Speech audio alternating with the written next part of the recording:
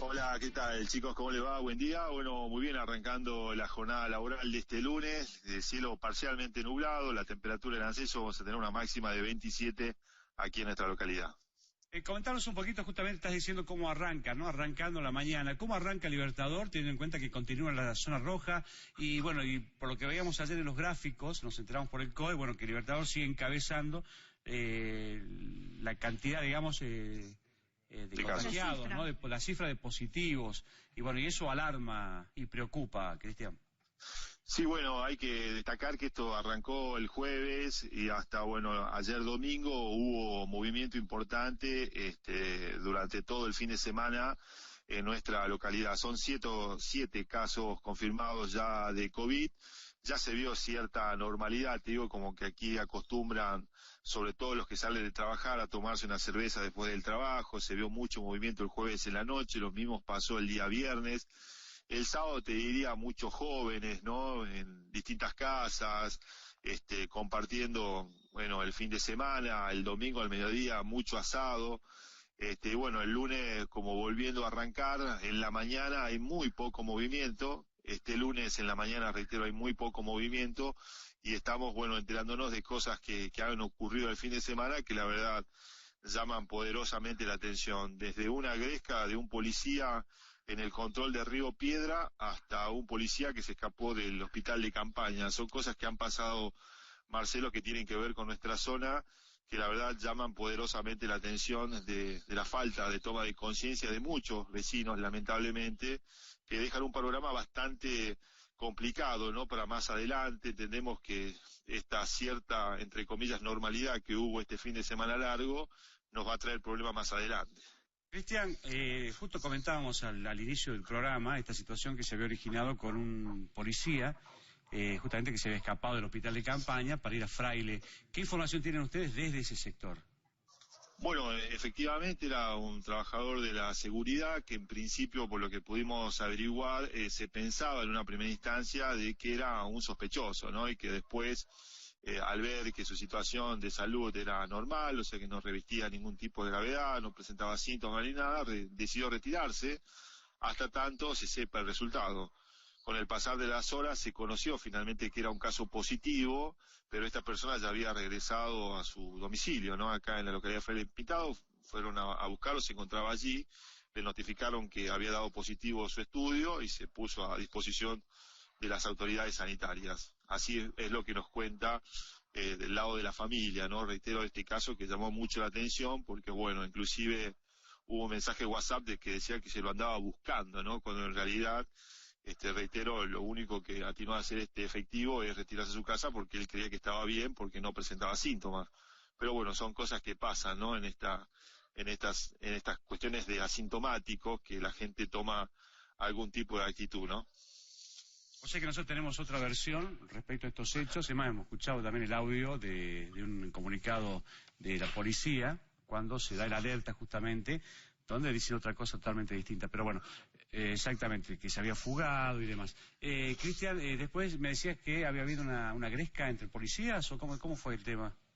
No, sí, bueno, fue un problema, Río Piedra, producto de un control que se lleva adelante por parte de las autoridades policiales para el tema del traslado. Tengo entendido que con un transportista hubo un inconveniente que, bueno, en principio, después de tratar de entender todos los controles que se necesitan, ¿no? Para poder ingresar a nuestra provincia y demás, hubo una situación allí, subida de tono, donde aparentemente hubo una agresión física.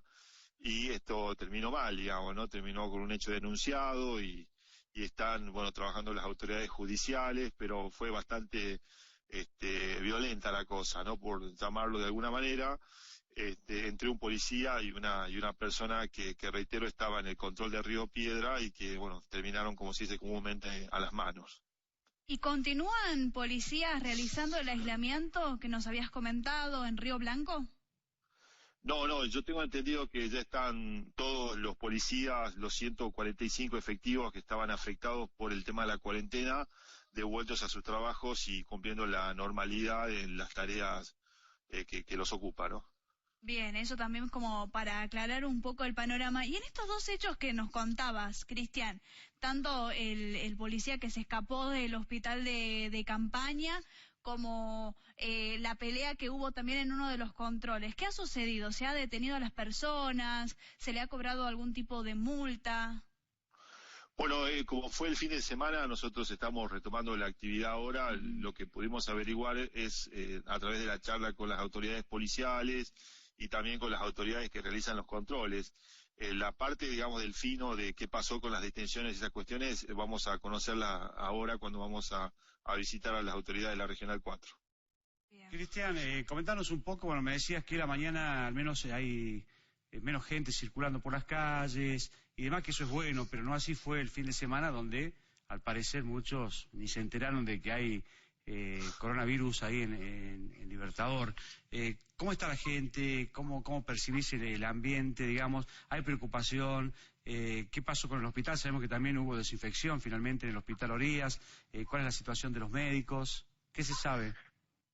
Bueno, hubo muchos inconvenientes, Marcelo. En principio, destacar, por ejemplo, lo que ocurrió con una clínica privada. Nos escribieron que hubo problemas con el tema de la atención.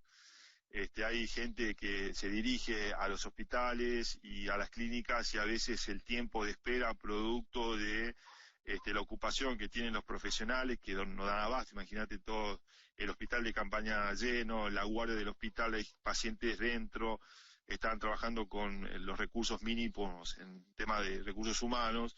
Así que la situación se volvió un tanto complicada, ¿no? La atención al público, y eso se demuestra, sobre todo en las redes sociales, que se enojan porque la gente espera, ¿no? En el caso, por ejemplo, de un abuelo de 52 años que estuvo 6 horas en una silla de rueda para ser atendido en el Hospital Oría de La Guardia porque los médicos estaban ocupados.